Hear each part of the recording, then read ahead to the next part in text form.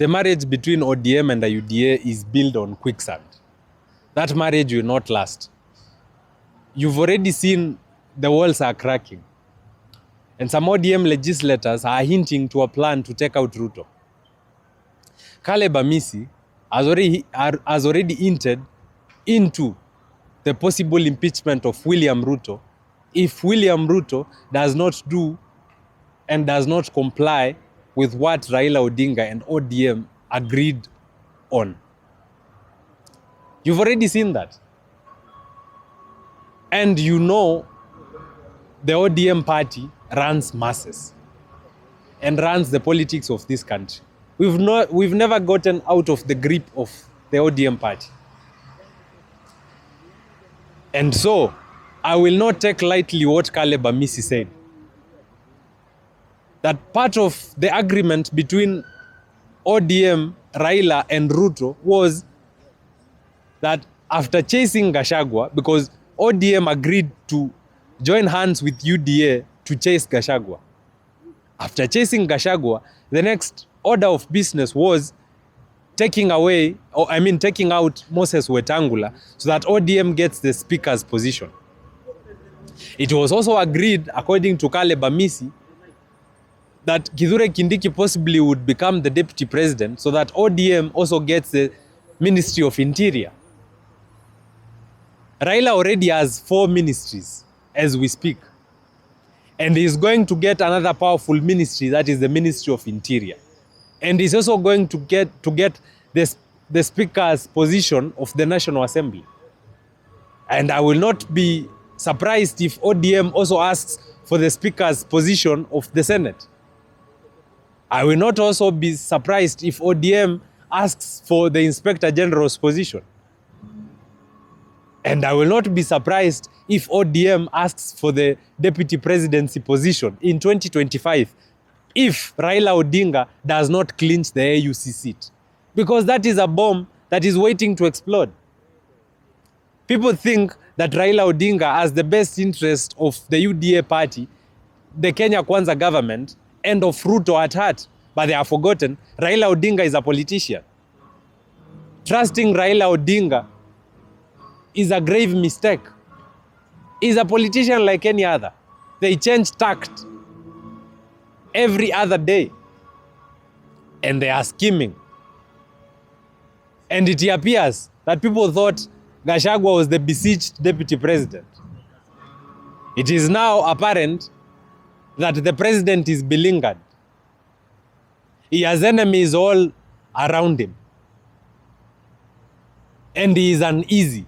I am not sure if William Ruto sleeps comfortably at night, knowing that he has Raila Odinga who could stab him in the back any other minute, knowing that he has a Gen Z population that is standing at his doorstep, knowing that he has a repressive economy, a tough economy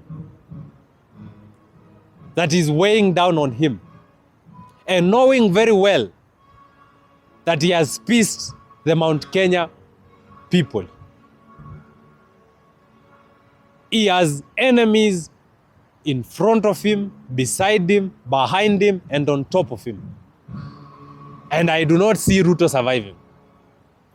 I am not a prophet, but I think William Ruto will be among the first presidents who will possibly go for a first term and who will have a very troubled time as a president.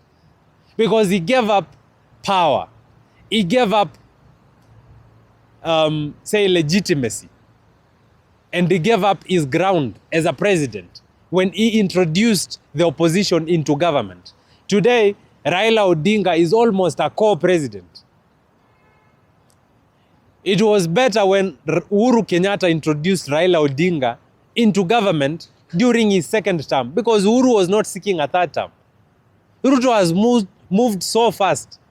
He has already introduced the opposition into government in his first term. And that was a miscalculated move. In fact, I think Ruto would have had better chances with the Gen Z than with Raila Odinga. I am not sure if appointing close to 5 Gen Zs into influential positions would have pacified the Gen Z population, myself included, but he would have played a better card with the Gen Z than with the opposition. Raila Odinga is a veteran politician, a seasoned one at it. He's a cobra waiting to attack.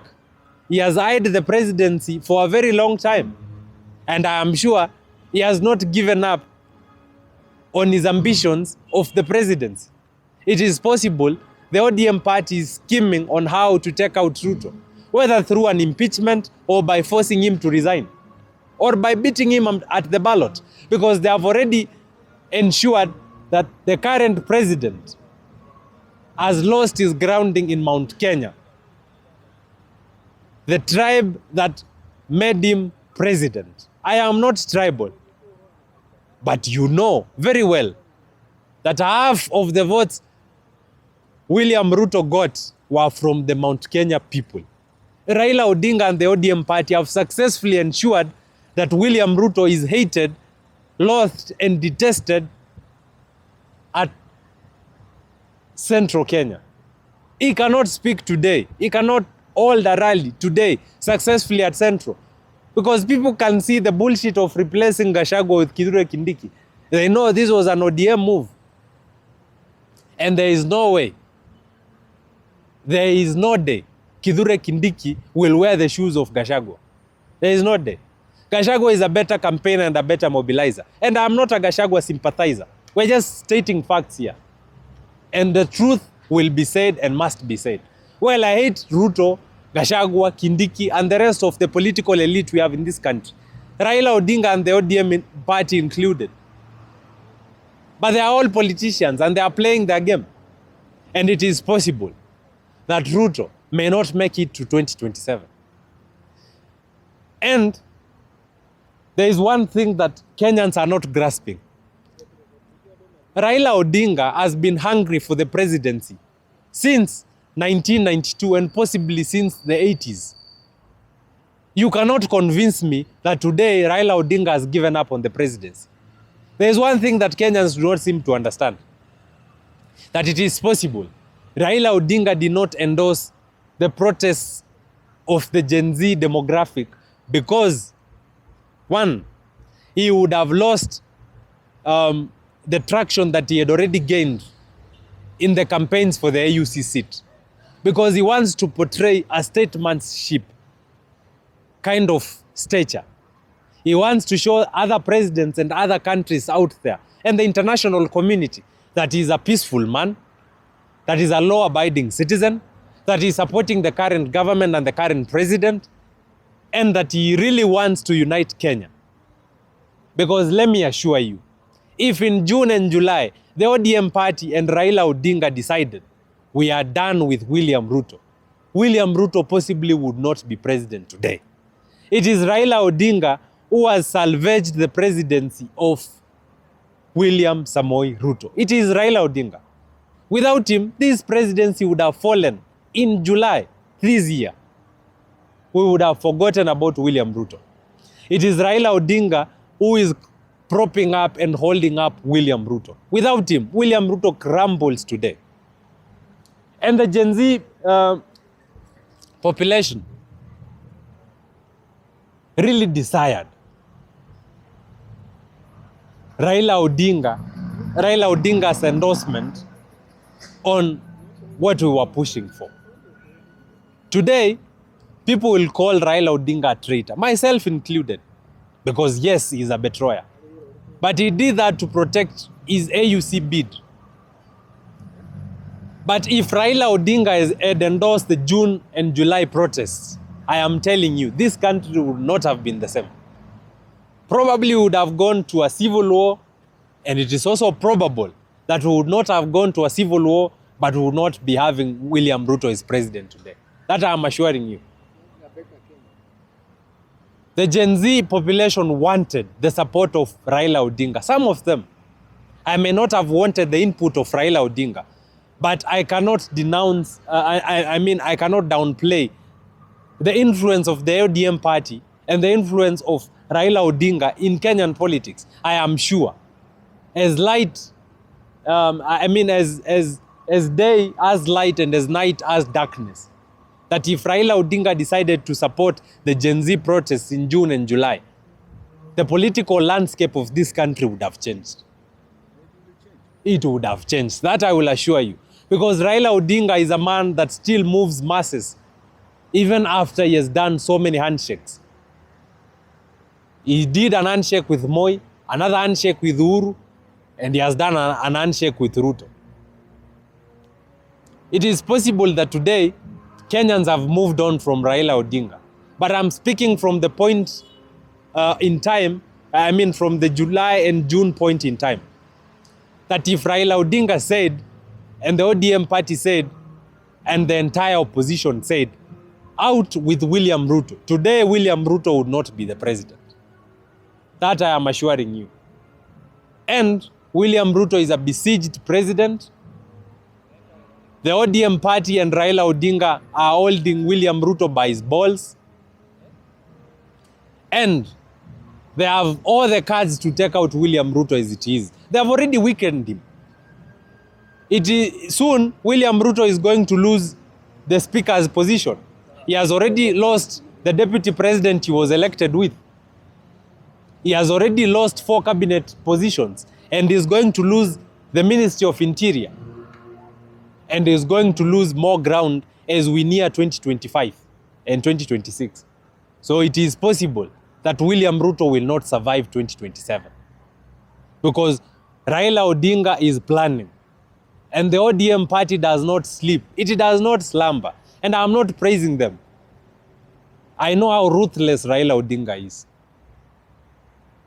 But we as the Gen Z, we are more ruthless. And we will show this government that we will fight to the end. And in the end, we are going to realize a better country for us all. With or without the support of the ODM party, with or without the support of Raila Odinga. Because we are more. We are about 10 million Kenyans who are willing to see a better country, who are willing to usher in a new country. And we are going to fight to get that. We have risen beyond the sycophancy of political parties, and we've risen beyond the political conmanship that is in this country. Even as I speak like this, I in no way praise the ODM party or praise Raila Odinga. As a Gen Z, I have realized that most of these political parties are kiosks of certain individuals who manipulate and use these parties to get what they want. And they will get what they want as long as they are alive today. And that is the difference between the African political parties and the political parties that we have in the UK and the USA. The political parties we have in the UK and the USA are run by majority leaders and minority leaders of those parties and the high-ranking members of those parties, not by the founders, not by the political leaders of those parties. And it is about time that we outgrow this mentality. It is about time that the political founders of the political parties we have in Kenya decide to voluntarily give up their leadership in these parties, that they stop controlling these parties. Or we come up with our own political parties as the Gen Z demographic and run these political parties to show Kenyans that political parties can indeed drive change. The same way the Democratic Party, the Republican Party, the Conservative Party, and the Labour Party are driving change in their respective countries. Because we already have the injection party, that I know. But we are going to have as many as 10 Gen Z parties going into 2027 from almost every region. And we are going to shape the political landscape of this country.